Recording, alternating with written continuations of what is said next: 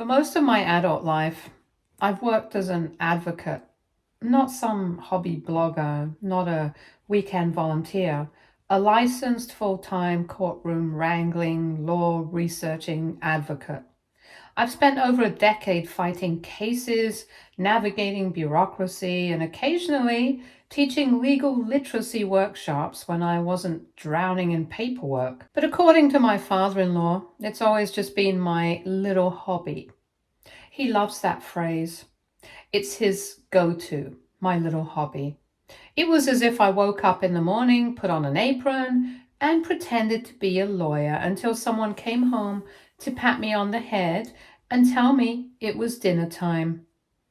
It used to sting a lot, especially in the early years of my marriage, when I was still trying to be the cool daughter-in-law, the kind who bites her tongue, laughs along, and politely brushes off digs in the name of keeping the peace. It didn't help that my husband rarely spoke up. He wasn't cruel, just passive. If his dad made a joke about how I play lawyer or asked why I hadn't taken a break to support my husband's dreams, my husband would sort of chuckle and immediately change the subject. Eventually, I stopped expecting him to defend me. I stopped reacting altogether. I figured, let them laugh. I knew what I brought to the table. My clients knew, my colleagues knew, and the court sure as hell knew my track record wasn't just solid, it was respected. Still, I'd be lying if I said it didn't chip away at me over time, especially when the man doling out all the judgment was a recently retired civil servant who hadn't had to hustle in decades, but still acted like he invented the concept of providing. What made it worse was that he loved to brag about his other daughter-in-law. She was, ironically, a part-time interior designer who worked less than 20 hours a week, but got praised like she was redesigning Buckingham Palace. Meanwhile, I'd spend 10 hours in court and get asked if I'd considered cutting back to focus on the home. Because family comes first. I started noticing how often he used the word provide. It became his measure of success. It wasn't about whether I was good at what I did, it was about whether I was letting my husband be the man. Never mind that I paid for 60% of our mortgage, never mind that my husband was between jobs and had been casually figuring things out for the last 7 months. Never mind that the car he drove daily was the one I bought. I never threw it in his face, not once. I kept our finances quiet because I respected his dignity. I supported him without making him feel small. That's what you do when you love someone, right? But every time his dad made one of his jokes about my job, about me playing boss in the house, about how unlucky my husband was to put up with an opinionated woman, I wanted to scream. The real irony, I had never asked for his approval. What I wanted was basic acknowledgement, a little decency, a nod that I wasn't just freeloading off his son, especially when reality was the exact opposite. What really made the whole situation boil was how normalized it became. Whenever we were at family dinners, if I brought up work, the mood shifted like I'd turned on a podcast no one wanted to hear. If I mentioned a case win, I got polite nods and eye contact with the ceiling. But if my husband so much as said he was thinking of starting a consultancy, everyone would light up like he'd cured cancer. It wasn't just frustrating, it was exhausting. I began to wonder if this was going to be my life forever, quietly successful, perpetually patronized. Until, of course, the retirement party, the grand finale. But I'll get to that later. For now, let me tell you what set the stage. It started when I bought myself a new car, not because I wanted to flex. I needed one. The old one was dying and I deserved better. I'd saved, I'd budgeted, and I signed the paperwork myself. When my father-in-law found out, his first reaction wasn't congratulations, it was a snort. A literal snort. He said something like, "Why would you spend all that money? Could have just waited for your husband to gift it. That's how men do it. You robbed him of the chance to provide." I didn't answer, just smiled, because if I opened my mouth, I wouldn't stop. That little exchange happened 3 weeks before his retirement party. A big family event, formal, catered with speeches planned and photos to be taken. And I decided I wasn't going to let it get to me.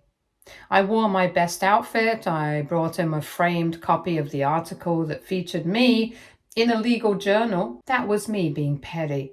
A small gesture to mark my accomplishments. But he just laughed, patted my hand and said it was cute that I'd been published, called it my little magazine thing.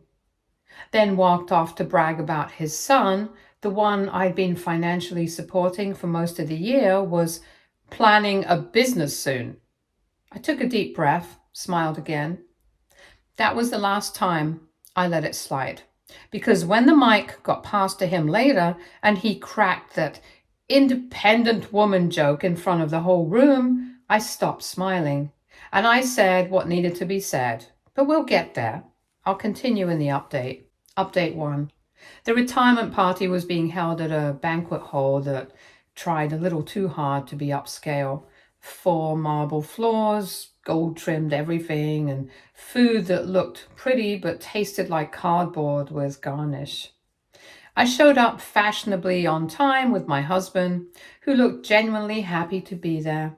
He was still job hunting, but lately he'd been more optimistic, or maybe just more comfortable, knowing the bills were covered. I didn't bring that up, of course, not at parties, not in public. That was between us. But it did make it sting a little more when he laughed, really laughed at his dad's first jab of the evening. We were barely through the welcome drinks when my father-in-law clinked his glass and said something like, "Let's raise one for my son. Lucky man, his wife just bought herself a brand new car. Can't wait to see what he gets for Christmas." Everyone chuckled. I smiled tightly. My husband looked at me like, "Please don't start." And I didn't. I never did. It was exhausting. The party moved on. There were speeches from old co-workers, former bosses, and even a surprise appearance from a retired colleague who gave a genuinely heartfelt tribute. My father-in-law got teary-eyed. I almost forgot. I was annoyed. Almost. Then came the toasts. Family members were invited to say a few words. My husband went first, short, sweet, the usual "thanks for being a role model" speech. His older brother followed with a borderline roast that got a few laughs. I was just going to clap politely and let it go, but then it was my father-in-law's turn. He stood up, already a few drinks in, and launched into a speech that was equal parts nostalgia and ego. Fine. It was his party. Let him bask.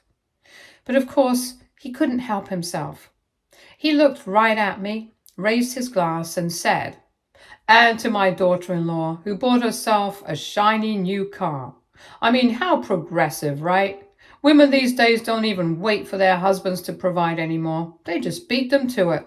I guess that's what happens when your job is more of a hobby. Keeps the boredom at bay." Laughter, again, the forced kind. My face didn't move, neither did my husband's. He just stared at his drink. And something inside me shifted. Not snapped, just clicked. Like a door that's been held shut for too long, finally giving way. I stood up calmly. I didn't raise my voice. I didn't grab a mic. I just cleared my throat and let my words carry across the suddenly quiet room. I said that actually, the car I bought was one of 2 in the household, and the other one, the one my husband drove every day, was also purchased by me, in full. A few people blinked. My father-in-law looked amused, like I was joking. I wasn't done. I added that for the past 7 months, every bill, Every grocery run, every utility, even the Wi-Fi everyone in the house used, was paid from my little hobby. I saw my husband close his eyes, and then I hit them with the cherry on top. The suit my father-in-law was wearing, the one he'd proudly told people his son helped him pick out, paid for by me. It was a birthday gift bought with my salary, delivered to him with a smile because I was still trying to play nice. The silence was complete. My father-in-law opened his mouth like he was going to laugh again, but nothing came out. His wife looked absolutely mortified. A cousin choked on her drink. My husband turned red, still not saying a word. I sat back down like I just discussed the weather. No drama, no screaming, just facts. The kind I'd been swallowing for years, one dinner at a time. After that, things got awkward fast. Someone tried to change the subject. The music picked up, a few people made excuses and stepped outside. The caterers brought in food like it could erase the tension hanging in the air. My father-in-law didn't say much after that. He laughed a little too loudly at someone else's joke, refused to make eye contact with me, which was fine. I had no intention of offering him any. My husband didn't say a word until we were in the car heading home. Even then, he waited until the silence became unbearable. He asked why I had to say all that, why I chose that moment to air everything out. I stared out the window for a long beat before answering. I said maybe because every other moment I chose not to. Maybe because I was tired of being mocked for earning a living, tired of carrying the household and getting treated like a freeloader, tired of showing up to his family events only to get belittled in front of people who barely knew what I did for a living. Maybe because he never said anything, even when he knew the truth. He didn't respond, and I didn't push. I said what needed to be said, and this time I wasn't the one swallowing words to keep the peace. Update 2. The morning after the party, the house was quiet in the worst kind of way. You know the silence I mean, the one that stretches between two people who both know the elephant is still in the room, but neither wants to be the first to admit it's wearing a name tag. My husband was avoiding eye contact. He went about the morning like a robot, brushed his teeth, made eggs, scrolled his phone, all without acknowledging the nuclear fallout I dropped at his father's retirement party less than 12 hours earlier. I let him simmer for a bit. Honestly, I was exhausted, not just from last night, but from the years that built up to it. I didn't regret what I said. I just didn't have the energy to pretend it hadn't happened. He finally cracked somewhere between his second cup of coffee and pretending to look for car keys he didn't need. He asked if I felt good about myself now. I said I felt honest. He muttered that I embarrassed him. I told him I'd been embarrassed for years in public and in private. The only difference was that mine had been overlooked, while his happened once at a catered event with mini quiches. That didn't go over well. He said I blindsided him, that I made him look like a kept man in front of his entire family. I blinked at him slowly. I asked if he was more upset that I said it or that they finally heard it. He didn't answer, so I pushed further. I reminded him that I hadn't said anything that wasn't true, that the bills were real, that the car was real, that the passive silence he'd been offering every time his dad took a shot at me was real too. He said I could have talked to him before going off like that. I said I had, just not in front of an audience, over and over, quietly, nicely, through clenched teeth at dinner tables and on the ride home from every family event where his dad decided my career was a running joke. He rubbed his temples like he was the one nursing a year-long headache. Then he asked what I expected him to do, throw hands with his father, cause a scene every time an old man cracked a joke. I told him I didn't need him to fight anyone. I just needed him to tell the truth, to speak up, to acknowledge just once that I wasn't some freeloading wife with a hobby, that I was the one keeping this house running while he figured things out. That silence he gave everyone else, it made their version of me the truth by default. He didn't like that. He said I was making him sound weak. And that's when I finally snapped. I told him it had nothing to do with weakness and everything to do with respect, something I had been giving him in spades while he let his family disrespect me like it was sport. I told him I had never once brought up finances in front of his family, even though they threw mine in my face every chance they got. I never belittled his gap in employment, never threw his stalled business plans back at him, never said a word about the fact that every date night, every trip, every new appliance in this house came out of my account. Because I believed we were a team. He opened his mouth to say something and then stopped. The next few days were tense. His parents didn't call, not right away. But the group chat stayed eerily quiet. No photos from the party, no thank you messages, just digital dust. Until day 4, and that's when I got the first ping. A text from his aunt, of all people. She said she hadn't known how much I'd been handling and that I shouldn't have had to say it like that, but she got why I did. She even ended the message with a gif of a woman sipping tea. Not long after, I got a message from his cousin, the one who always giggled a little too hard at his dad's jokes. She said she didn't realize I paid for both cars. Said she assumed my husband had bought his like a man should. I didn't reply. I didn't need to. They got the message loud and clear. The next day, my mother-in-law called. It was awkward. She didn't apologize exactly, just said she hoped things could return to normal, and that my father-in-law was still a little shocked. Shocked? I almost laughed. Shocked that the woman he treated like an amateur turned out to be the main provider in the room. I told her that things wouldn't return to normal because normal was silence, and silence wasn't working for me anymore. She said I'd always been headstrong. I said it was funny how that used to be independent when they thought I was just a quirky little lawyer with no real power. By the weekend, my husband and I sat down again. He was quieter this time, less defensive. He admitted he hadn't realized how much it had built up, how much I'd been carrying silently while his family poked at me with dull knives and smug smiles. He said he wasn't proud of how he handled it. I said I wasn't asking for perfection, I was asking for a partnership. We left it at that. No hugs, no tears. Update 3. By Monday, the trickle of messages had become a steady stream. People I hadn't spoken to in months were suddenly reaching out, some cautiously and some just outright nosy. His younger cousin messaged me to say she admired how I held my own. She always felt weird hearing his dad poke fun at me, but figured I was okay with it since I never said anything. One of his uncles dropped a long paragraph about how times have changed and women today have a lot more independence, and maybe my father-in-law hadn't adjusted well to that. Then he told me about his daughter getting into med school.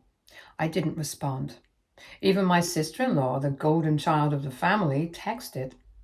She said the party spiraled a little and she hoped I didn't take things too personally, as if standing there while a man mocked my career in front of 50 people was supposed to roll off like a water on a duck's back. My husband stayed quiet through most of this. To his credit, he didn't ask me to do damage control, but he also didn't do any of his own until Wednesday. That's when he came home with a look I hadn't seen in a while. Tired, defensive, slightly overwhelmed. He sat down and said that his father had called him twice, left long voicemails. Apparently, someone had forwarded him a video. I blinked. A video. Turns out one of the cousins had filmed the toast. And my response. Of course they did. Of course someone uploaded it on the family WhatsApp group, where it made the rounds faster than an RSVP email. He said his dad was livid, not just at me, but at everyone who let it happen, claimed he'd been ambushed and disrespected in his own celebration. I asked what part of it was disrespectful. The truth? My husband didn't answer. Instead, he said his dad was threatening to distance himself from the family if people kept turning on him. I smiled. That might have been the first time I'd ever heard him consider that he might not be the center of gravity. Then came the kicker. My husband asked if I would consider smoothing things over. I stared at him for a solid 10 seconds just to make sure I'd heard right. He backpedaled immediately. Said he didn't mean an apology, just a conversation, maybe a message, something to lower the temperature. I said no, plain and simple, because I wasn't going to soften the truth just because it made people uncomfortable. I wasn't going to reassure a man who'd spent years undercutting me that it was all just a big misunderstanding. It wasn't. He meant every snide comment, every dig, every chuckle at my expense. The only thing he didn't mean was to be exposed. And now that he had been, he didn't know what to do with himself.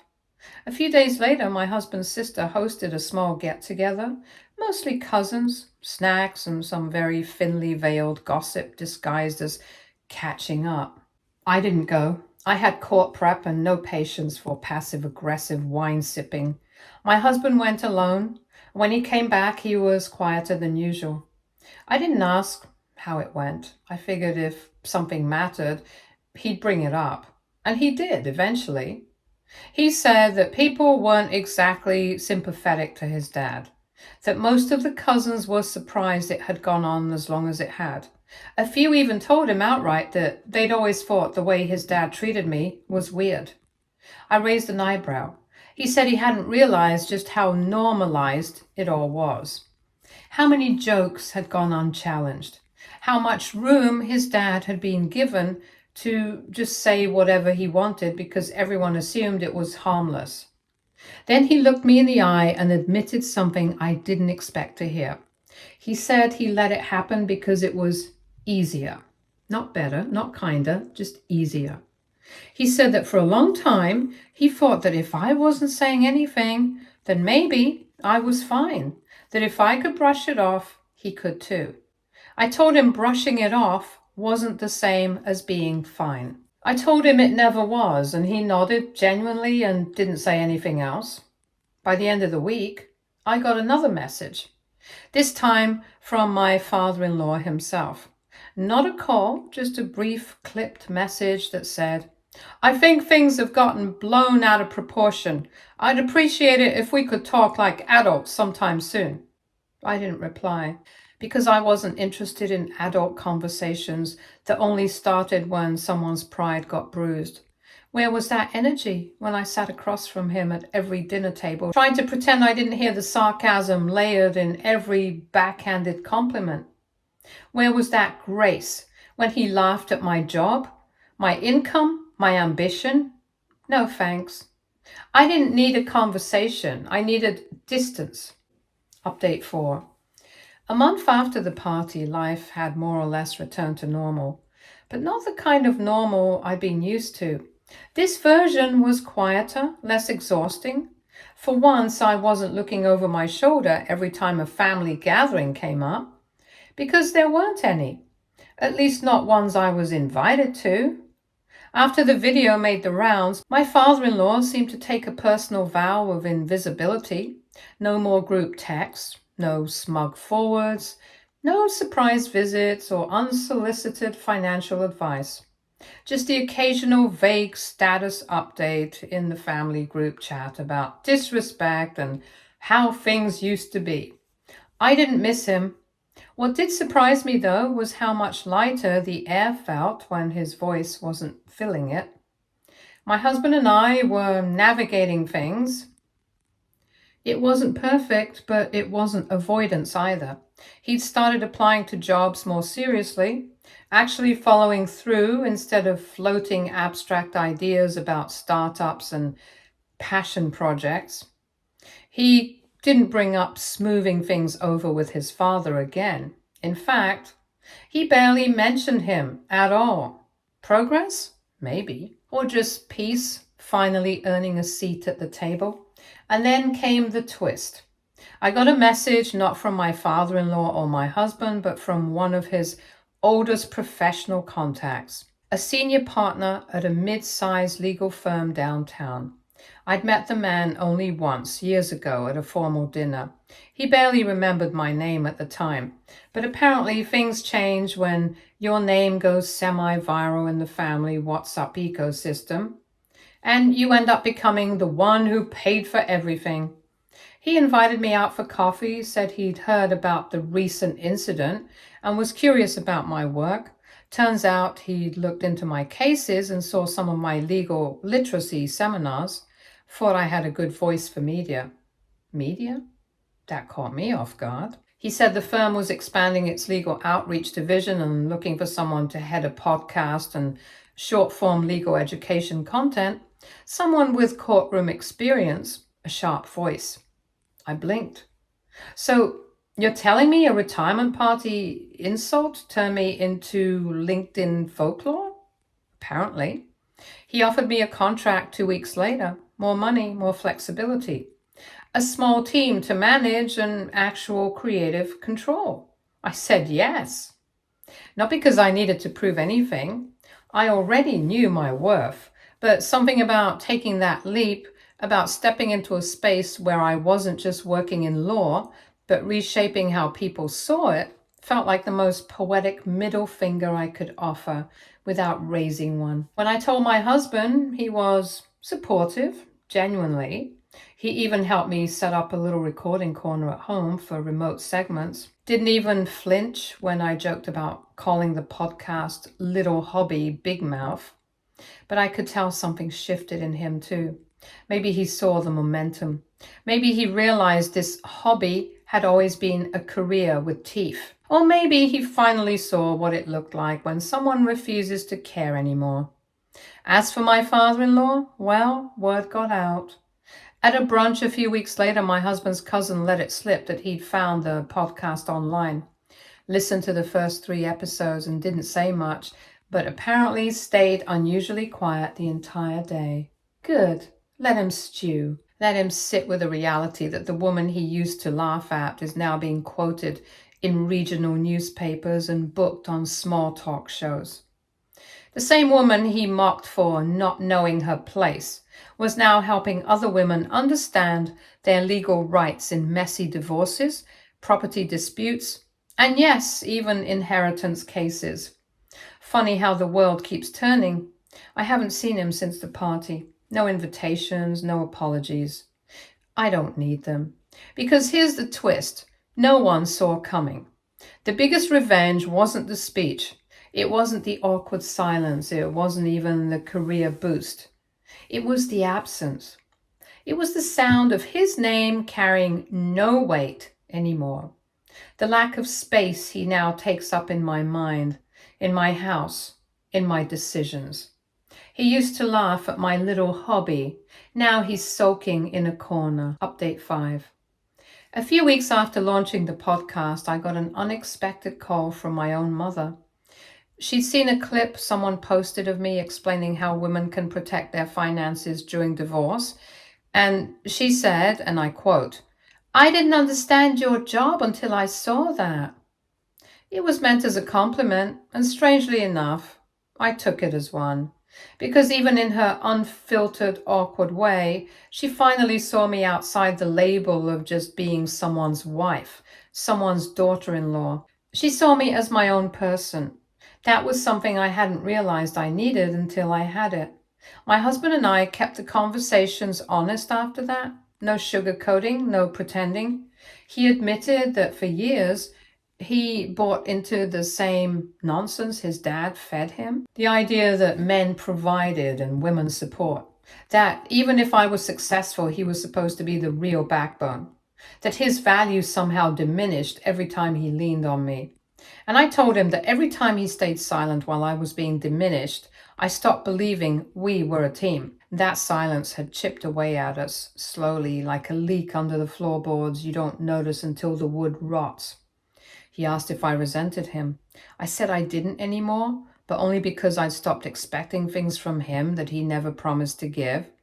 I started choosing myself, and everything else was a bonus. I didn't say it like a threat, I said it like a truth, because it was one. The thing about being underestimated is that people start believing their own assumptions. They think your silence means weakness, that your patience is permission, that your support is endless and your sacrifices don't come with expiration dates. But mine did. And once it ran out, so did my tolerance for small talk, family roles, and fragile egos disguised as tradition. A few of his extended family members have reached out since then. Some wanted to apologize, some just wanted gossip. A few cousins said I gave them the courage to speak up in their own families about jokes, about being taken for granted, about the default roles women get shoved into. That meant more to me than any apology could. As for my father in law, still silent, still stewing, still pretending like this was all one big overreaction. I hope he stays mad, because I'm not. I'm finally building something that's mine, not just the career or the podcast or the professional validation, but peace. The kind that doesn't come from being liked or accepted. The kind that comes from knowing you stop caring for people who refuse to grow. And if that makes me too much, good. I'll wear it like a badge. Right next to the key fob for the car I bought with my money, my time, my so-called little hobby. Stay tuned for more stories from our girl relationships.